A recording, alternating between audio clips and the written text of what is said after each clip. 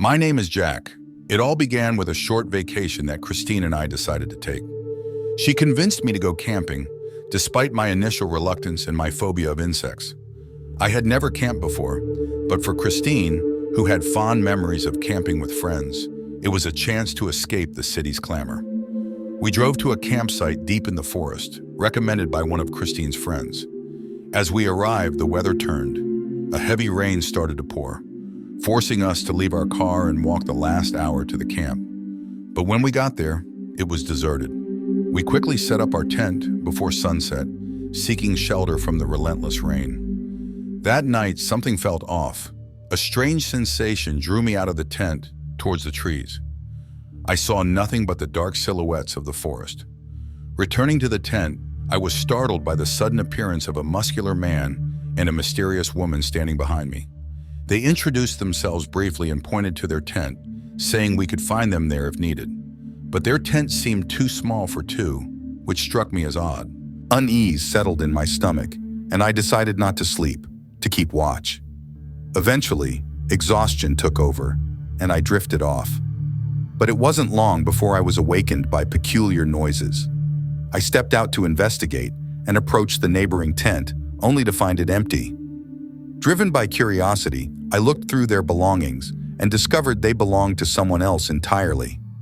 Confused and alarmed, Christine and I decided to leave immediately. As we hurried towards our car, the strange man appeared before us, shining a flashlight in my face. Christine screamed, and we ran. She fell in the rain, and as we helped each other up, we noticed a car hidden among the trees. I memorized its number plate in a flash. We made it to our car and drove straight to the police station to report what we had seen. The police went back to the camp and confirmed our story. They found belongings of a man who had been reported missing, but no sign of the mysterious couple. Back home, the terror of that night lingered. I was plagued by insomnia and nightmares of the strange man's face. Questions swirled in my mind. What awaited us at that camp? Why didn't the man chase us through the woods? Why did he let us go?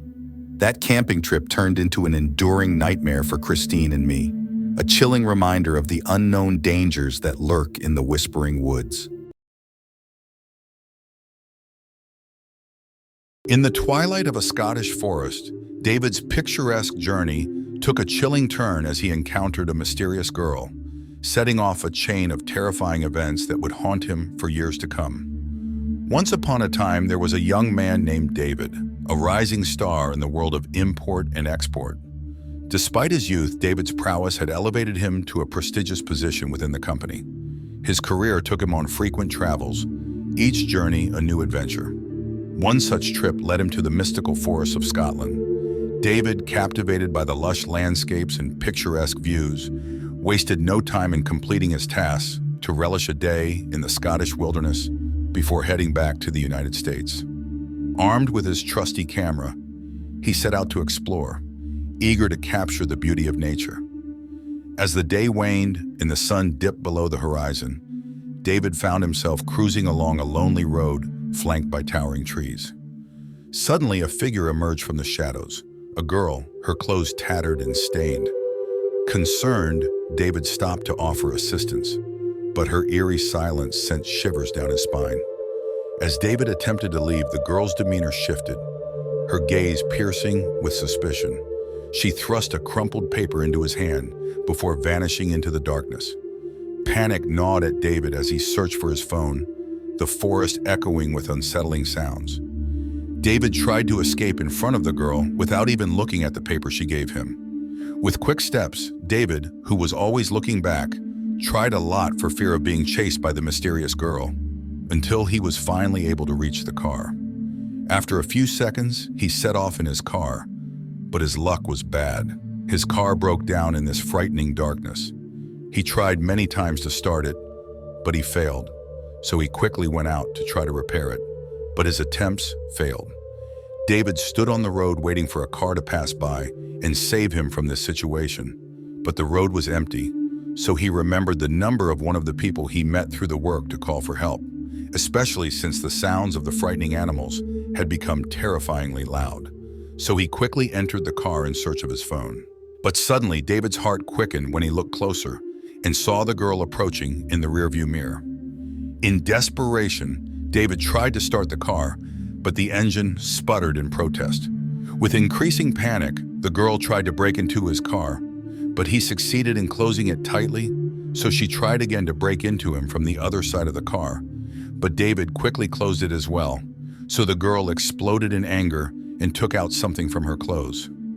David collapsed after confirming that he had a knife in his hand with traces of blood on it. The girl disappeared for a few seconds, and David kept looking for her until she surprised him with a rock in her hand, using which she tried to break the car window. Summoning all his courage, David managed to escape her clutches, fleeing to the safety of the nearest police station.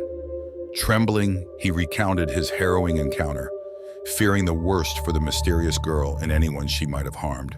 However, he decided to leave Scotland on the nearest plane, leaving the police to continue their investigations, search for the mysterious girl, and uncover the crime she committed with that blood-stained knife. As David boarded the plane home, the events of that fateful day replayed in his mind, a surreal nightmare from which he had narrowly escaped. The memory of the haunting girl lingered, a chilling reminder of the darkness that lurked within the Scottish woods.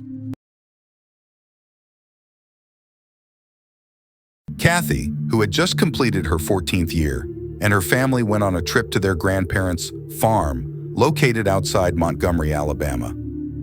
It was a long flight from Atlanta because of the hot weather. As soon as they arrived, the parents were busy arranging the country house, so Kathy and her sister Sarah went out to wander in the forest and collect wildflowers. There, they stopped in front of a small hut covered with plants and weeds. The hut was old and dilapidated, and its windows were broken. It seemed as if everything in it was already dead. After a wave of recklessness swept through Kathy's mind, she ran rushing to the hut and stopped in front of the door, which was half open, and said, "Is there anyone inside?" But no one answered her. She laughed because she was sure that the place was deserted. Kathy walked around with her sister in the place. In the main room, there was dust covering everything, as well as cobwebs. There was a dilapidated bench, and its cushions were cut off.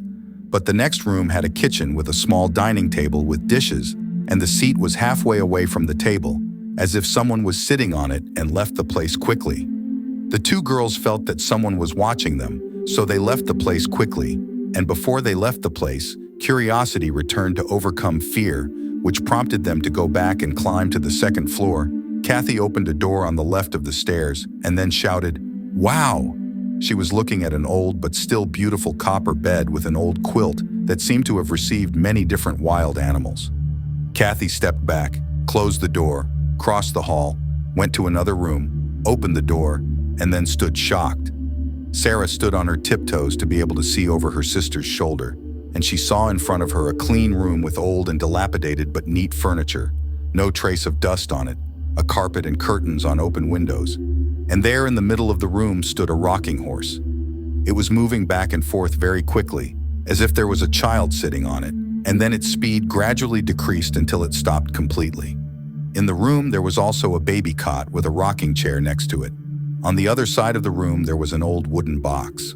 Kathy quickly went to him, and Sarah followed her, and then she lifted the lid among the old things inside. Kathy found old letters that revealed to her almost the identity of the owners of the hut. Kathy read the first letter, and it turned out to be from a husband who was a soldier fighting in Virginia. He wrote to his wife, "I miss you so much, as well as our little son. What scares me is that I may not be able to come home to be with you."